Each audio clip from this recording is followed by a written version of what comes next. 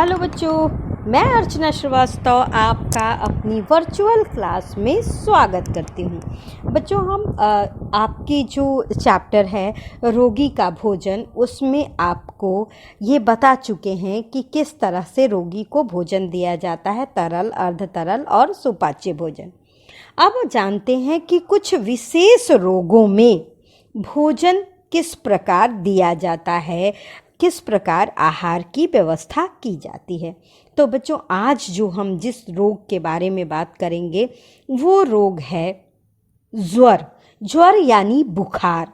बच्चों देखो, पहली चीज़ कि बुखार कोई रोग नहीं होता, बल्कि वह अन्य रोगों का लक्षण मात्र है। यानी कोई रोग होता है तो उसके लक्षण में बुखार होता है। ज्वर या बुखार दो प्रकार का होता है, एक असाध्य ज्वर और एक दीर्घकालिक ज्वर। असाध्य ज्वर यह जो होता है वो क्या होता है, ये कम अवधि के लिए और बहुत तेज बुखार होता है जो शीघ्र ही कुछ दिनों में उतर जाता है। यह इस प्रकार का ज्वर टांसिल, निमोनिया, खांसी, जुकाम, इन्फ्लुएंजा आदि रोगों में होता है। और दूसरा जो बुखार है बच्चों, वो है दीर्घकालिक ज्वर। दीर्घकालिक ज्वर की स्थिति में शरीर में पानी का संतुलन बिगड़ जाता है ना। तो ऐसे दशा में जो भोजन होता है वो क्या दिया जाता है, ज़्यादातर लिक्विड दिया जाता है। ठीक है बच्चों, तो अब जानते हैं कि अगर बुखार है यानी ज्वर की स्थिति में किस तरह से भोजन दिया जाए। तो बच्चों देखो, आपके स्क्रीन पे एक चार्ट आ रहा है कि ज्वर की स्थिति में एक प्रौढ़ व्यक्ति का भोजन।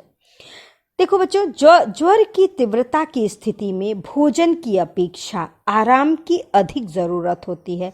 इस स्थिति में रोगी को पूर्ण आराम देना चाहिए तथा दूध, चाय, दलिया, दवाइयाँ, उबला पानी रोगी को देना चाहिए।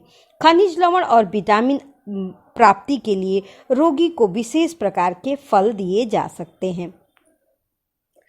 अब इसमें जैसे बार्ले का पानी है, बार्ले वाटर जिसको कहते हैं, 1000 मिलीलीटर प्रतिदिन एक व्यक्ति को दिया जा सकता है।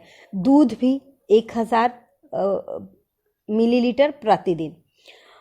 संतरे का रस 500 मिलीलीटर, ग्लूकोज 200 ग्राम, चीनी लगभग 100 ग्राम पूरे दिन में या फिर उससे कम की मात्रा, डेक्स्ट्रीमाल्टोज 200, मल्टीविटामिन की गोलियां 1 दी जा सकती हैं। अब बच्चों, ये तो रहा कि ज्वर, जब व्यक्ति को ज्वर है, जब बुखार है, उस समय का भोजन।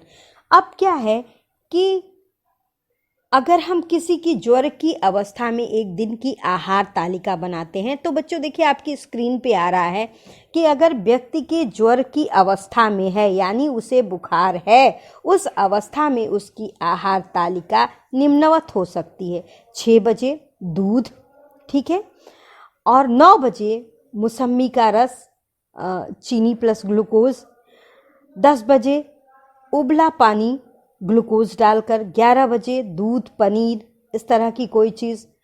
12 बजे संतरे का रस। 2 बजे दूध या बार्ले का पानी। 3 बजे उबला हुआ पानी। 4 बजे मौसमी का रस। 6 बजे दूध और 8 बजे मौसमी का रस चीनी के साथ। 10 बजे उबला पानी ग्लूकोज के साथ। ठीक है बच्चों, ये एक चार्ट है जो मुझे एक पुस्तक डिसेंट गृह विज्ञान से मिली थी, तो ये मैंने ये तालिका आपके उस पे दे रखी है। अब बच्चों, रोग मुक्ति की स्थिति में भोजन क्या होना चाहिए। जो व्यक्ति को बुखार उतर जाता है, असाध्य ज्वर उतर जाने पर भोजन की मात्रा धीरे धीरे बढ़ा देनी चाहिए। अंडा, मांस, प्रोटीन, दूध की मात्रा धीरे धीरे बढ़ा देनी चाहिए। भोजन में कार्बोज, प्रोटीन, वसा, खनिज, लवण, विटामिन की मात्रा भी बढ़ा देनी चाहिए। दलिया, डबल रोटी, पुडिंग, खिचड़ी आदि 4 घंटे के पश्चात दिया जा सकता है।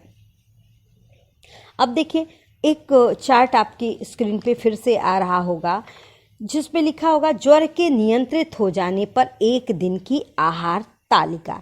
इसमें भी देखिए दूध है, दलिया दूध के साथ, मौसमी का रस, खिचड़ी, दूध की पुडिंग, मौसमी का रस, बिस्किट, हल्की चाय, ब्रेड मक्खन के साथ, फ्रूट कस्टर्ड, दूध इत्यादि। और अगर स्वास्थ्य लाभ हो गया है तो इस अवस्था में ज्वर के रोगी को अधिक ऊर्जा, अधिक प्रोटीन युक्त आहार दिया जाता है।